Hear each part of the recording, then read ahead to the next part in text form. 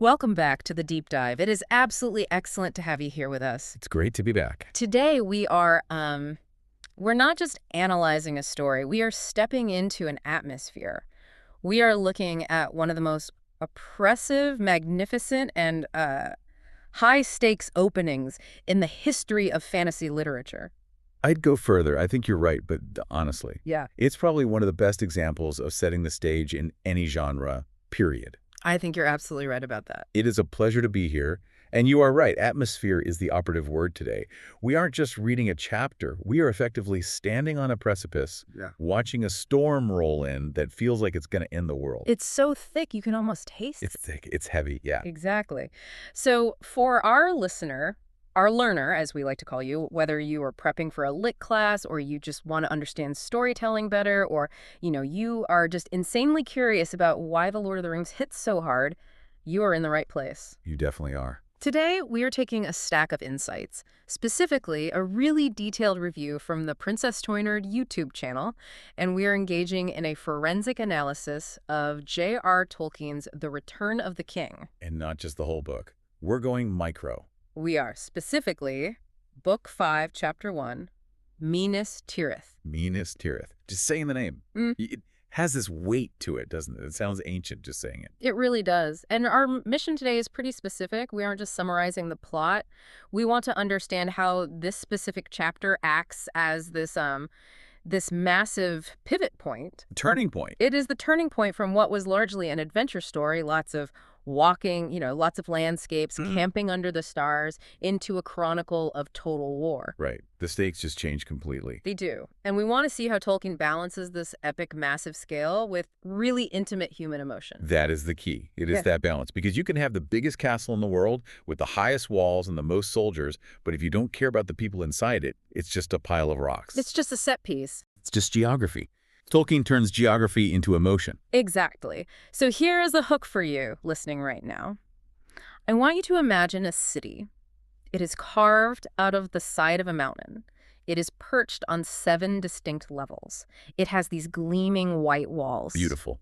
Almost unnaturally so. It is beautiful, but the sky above it is getting darker and darker, physically darkening, not just with clouds, but with a supernatural gloom. A palpable evil. And inside the highest tower, there is a leader who is basically trapped by his own pride and despair. And standing in the middle of all that tension, you have a wizard who is trying to hold the entire civilization together, and a very small hobbit who is just trying to understand what on earth is happening. It is quite the picture. We are going to explore this paradox, standing on the brink of destruction, seeing the enemy coming, but watching daily life just continue. It's wild. It's unsettling. So let's dive in. Let's do it.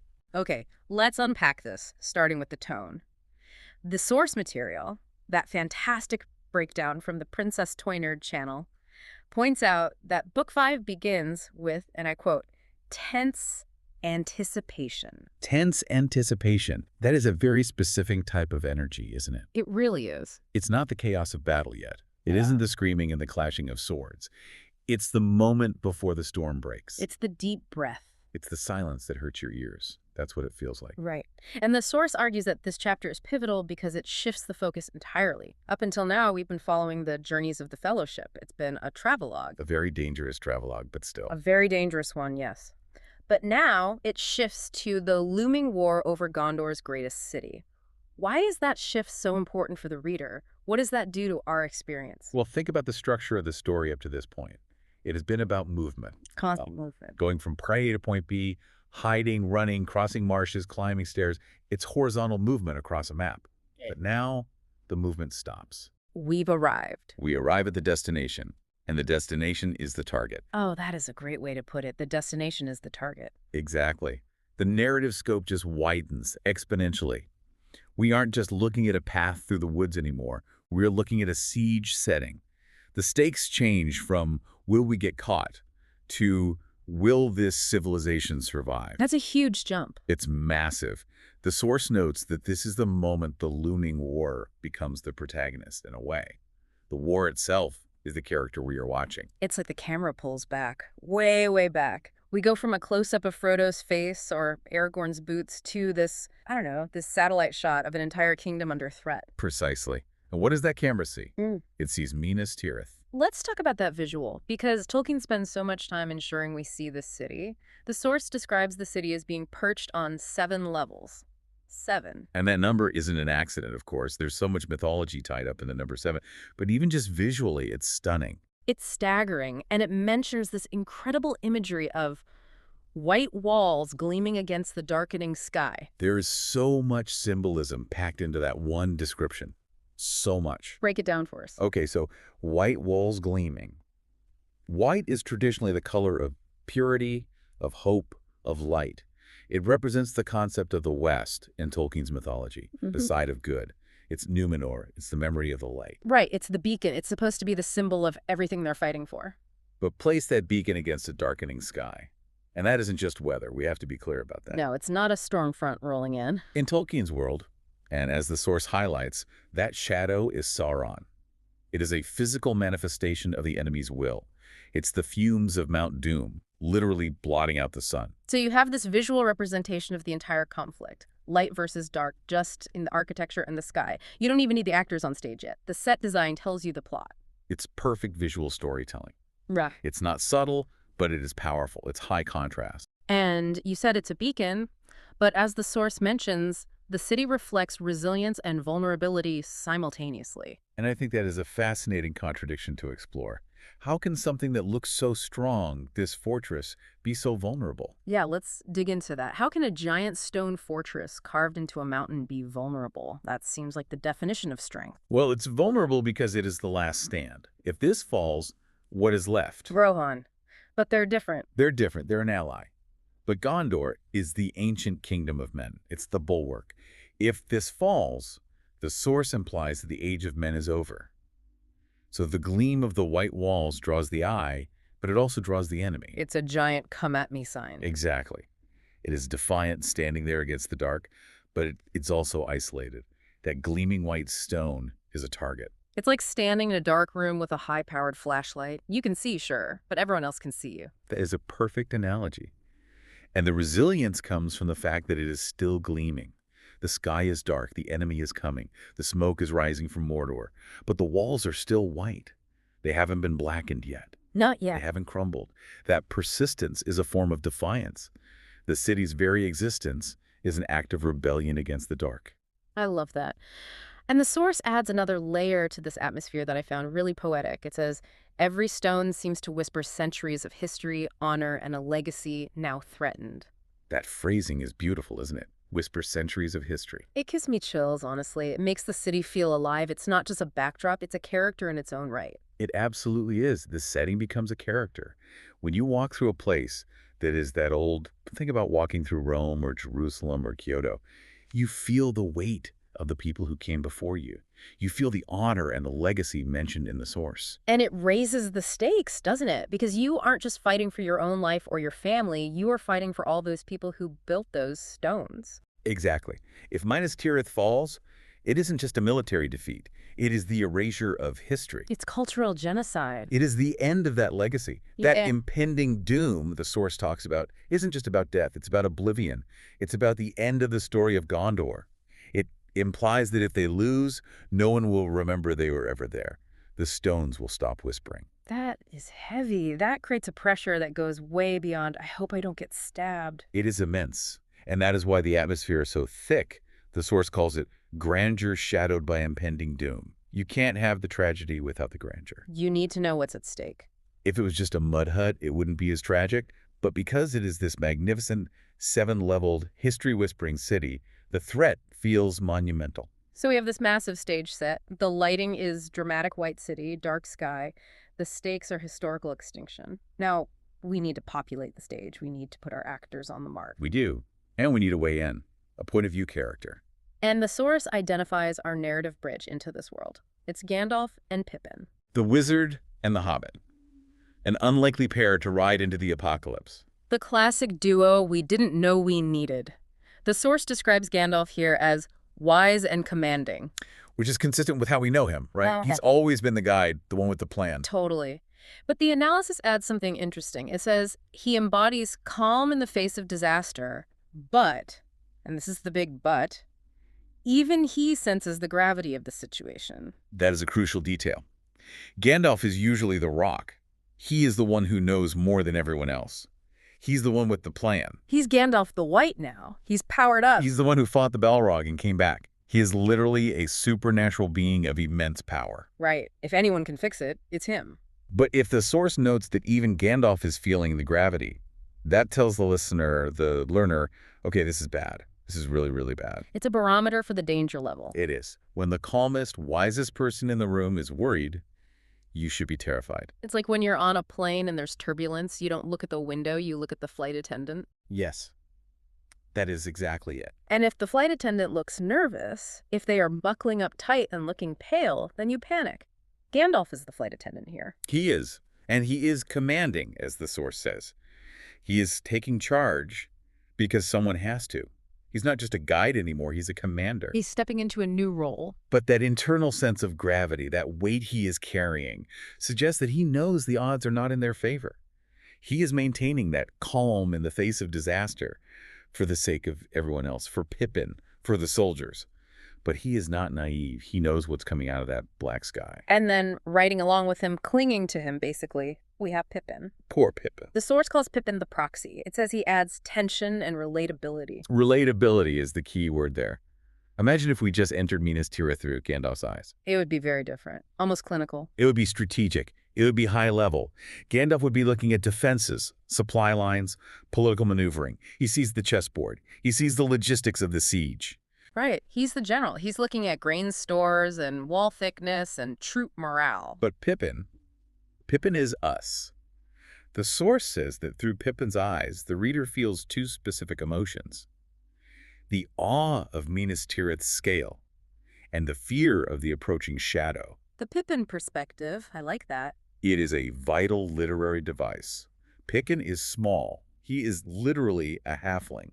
Placing a small character in a massive city emphasizes the scale. Right, it's a simple trick of perspective, but it works so well. When Pippin looks up at those 7 levels, we look up. When Pippin feels small and overwhelmed, we feel small and overwhelmed. His awe becomes our awe. His fear becomes our fear. It grounds the fantasy, doesn't it? Because most of us, if we were dropped into a magic war, wouldn't be the hero swinging the sword. We'd be the guy going, whoa, that's big and I'm scared. Completely. The source claims Tolkien combines epic spectacle with personal, intimate character moments. Pippin is the vehicle for those intimate moments. Can you expand on that? How does Pippin make it intimate? He's just looking around. Well, the source mentions Pippin's curiosity and his worry. These are very human, very small-scale emotions. He isn't worrying about the geopolitical ramifications of the fall of the West. Not primarily. No, he's worried about Frodo. He's worried about his friends. He's curious about the food or the guards or the way the buildings look. He notices the gargoyles. He notices the strange, tall men and their sad faces. He notices the uniforms. He's looking at the details, the little things that make a place real. Exactly. Yeah. And by focusing on Pippin's curiosity, Tolkien allows us to process the overwhelming scale of the city, one detail at a time.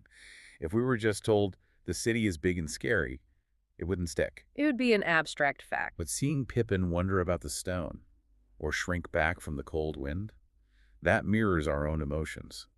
As the source says, it creates a powerful connection to the story. We're riding on that horse, Shadowfax. With them, we feel the wind on our face, too. It's true. Without Pippin, it's a history textbook. With Pippin, it's an experience. We feel the wind. We see the guards. Precisely. He's our anchor in this overwhelming new reality. So Gandalf and Pippin get us into the city. They ride up through the circles, up the 7 levels. But once they are in, they encounter the power center. The heart of the city. And this brings us to one of the most complex and I think misunderstood figures in the book.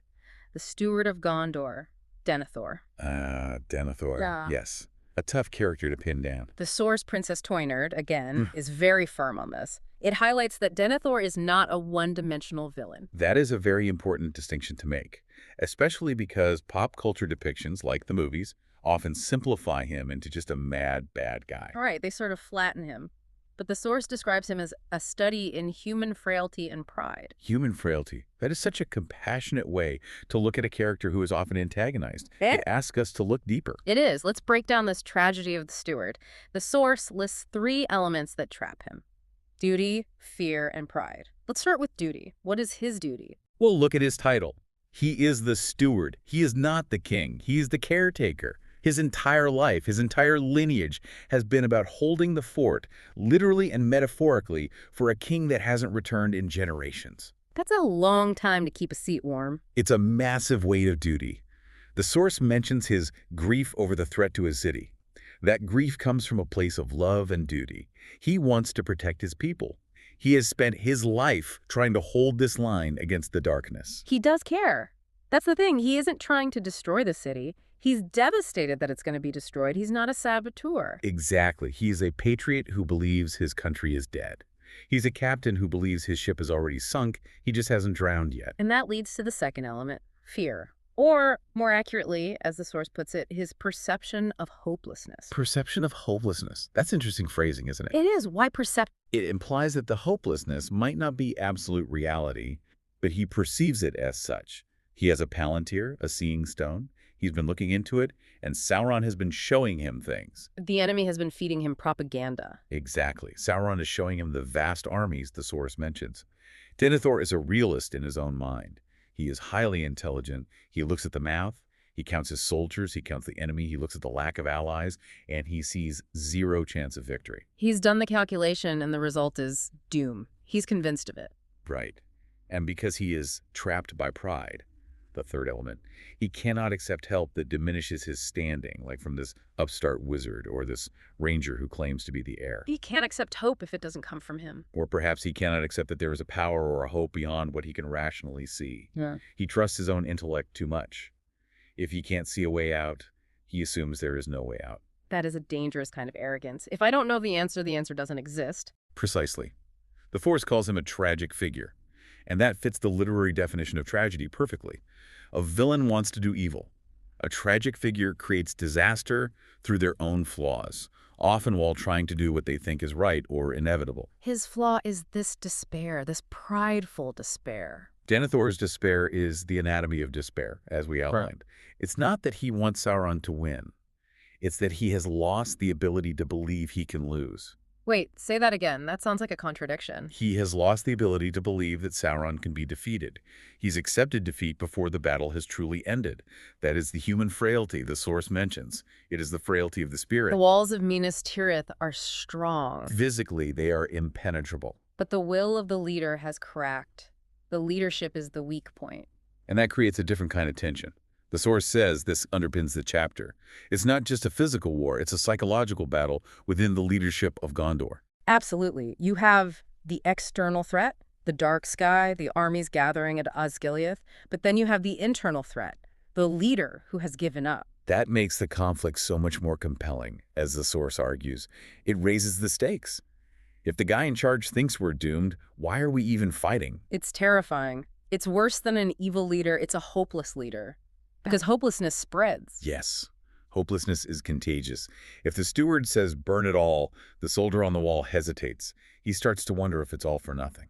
So we have this tension. We have the city, the wizard, the hobbit, and the despairing steward. It's a powder keg. Just waiting for a spark. But then the source points out something that I think is really cool. It calls it a striking element. A juxtaposition. Yes. The balance of looming war with daily life. This is one of my favorite parts of the analysis provided by the source. It really shows Tolkien's mastery of tone. It's such a subtle but powerful choice. It lists things like people going about their duties, soldiers preparing for battle, Gandalf and Pippin just navigating the city. Why is that normalcy so important? Why not just have everyone screaming in panic? Because it creates contrast.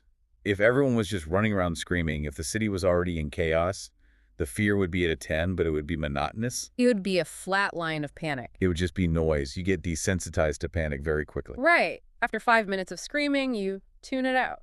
But seeing normalcy at the edge of destruction makes the threat feel immediate and real. Think about it. When you see a baker baking bread while an army is marching to kill him, That breaks your heart. It does. It shows what they have to lose. It shows the fragility of civilization. This whole structure, these rituals, they can all be wiped out. Exactly. It shows the value of what is being threatened. The source mentions, this emphasizes the resilience and courage of Gondor's citizens. Their courage isn't just in fighting. No, it's in waking up and doing their job when the sky is turning black. It's in maintaining the routine in the face of the apocalypse. It's a refusal to stop living just because death is coming. I'm going to bake this loaf of bread because that's what I do. It's Tuesday. Beautifully said. Yeah. That is the definition of resilience in this context. And for the reader, it grounds the horror. It reminds us that these are real people with real lives.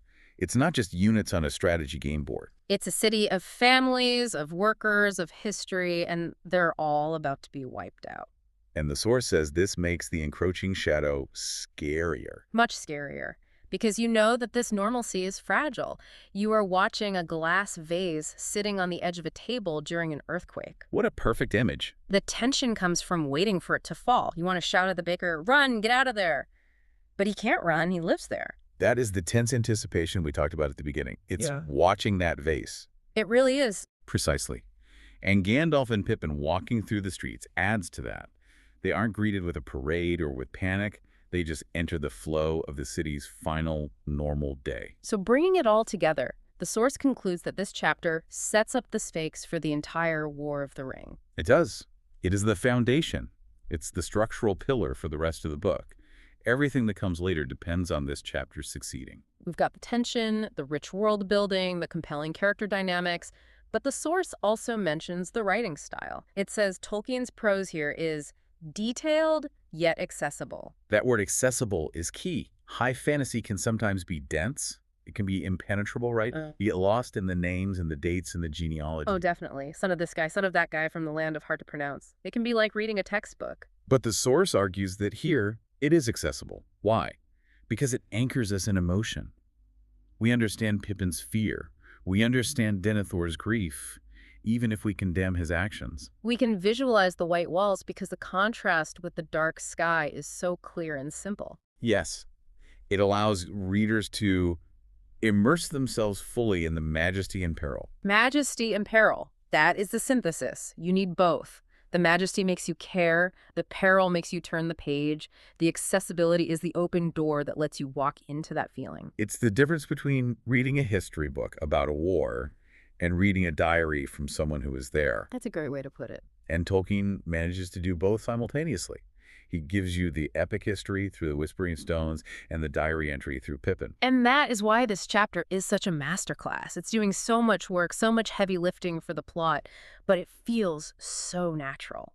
It sets the board for the endgame.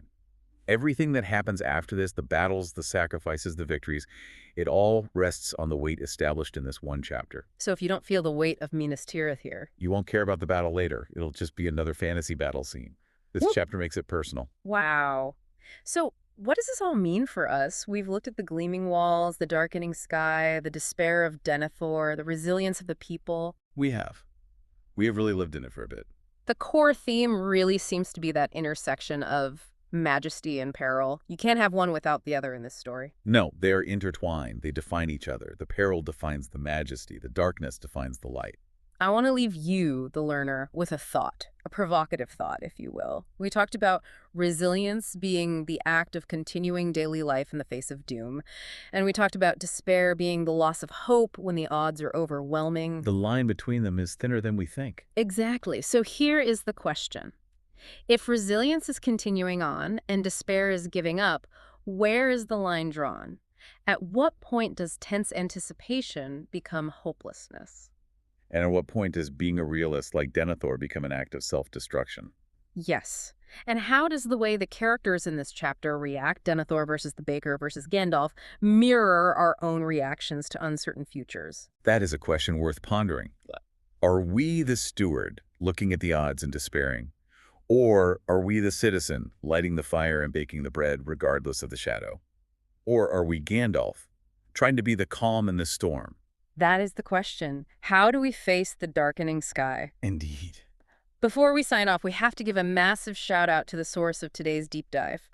This analysis came from a review by the Princess Toy Nerd YouTube channel. A fantastic source. Mhm. Really great insights. The way they phrase things is just spot on.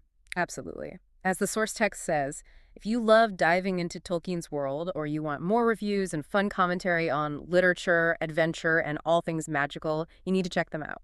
Highly recommended for anyone who wants to keep the excitement of Middle-earth alive. They really help you see these stories in a new light. Definitely. Go subscribe to Princess Toy Nerd. And to you, listening right now, keep that curiosity alive. Keep looking for the white walls against the dark sky. Can't keep turning the page. We'll see you in the next deep dive. Goodbye, everyone.